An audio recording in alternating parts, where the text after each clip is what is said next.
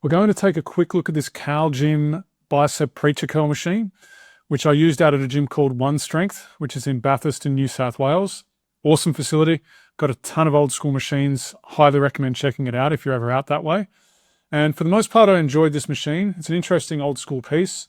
So we're going to take a look at the resistance profile and a little bit about how it works. And let's just take a look at the first impressions of the machine that I filmed while I was out there.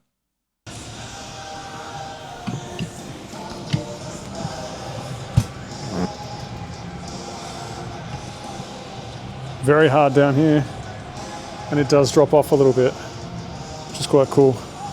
Very hard here, and you do get some drop off as you get through it. Oof.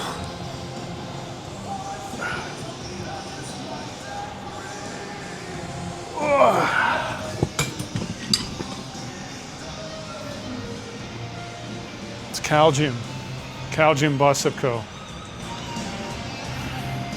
Not bad. I'll show you the from this angle. You might be able to see that cam in action.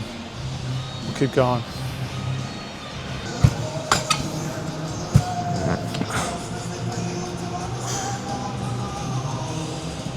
Yeah, very hard here.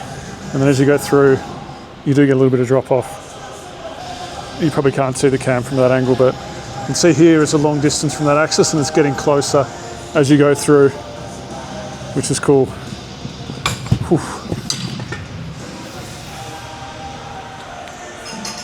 In terms of the resistance profile on this machine, you probably heard me say in that video that it gets very hard at the start of the range.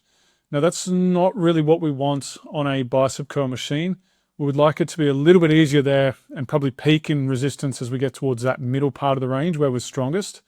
That end part is kind of a high risk position where this one's heavy. If you've got elbow stuff going on, it might not feel too good at that bottom part of the range on this particular machine. I'll show you really quickly with the cam on this one. You can't really see the angle very well, but essentially what's happening is you can see how that cam, it's got its greatest moment arm where we're at the start of the range, at the start position, and then the moment arm reduces as we go through the range. So it essentially kind of goes on a curve just like this, which is, yeah, not ideal in a bicep curl exercise, but it's not the end of the world. Overall, though, it's not a bad piece. I've used many worse bicep curl machines, so it's not too bad. It's just probably a little bit too heavy at the start of the range.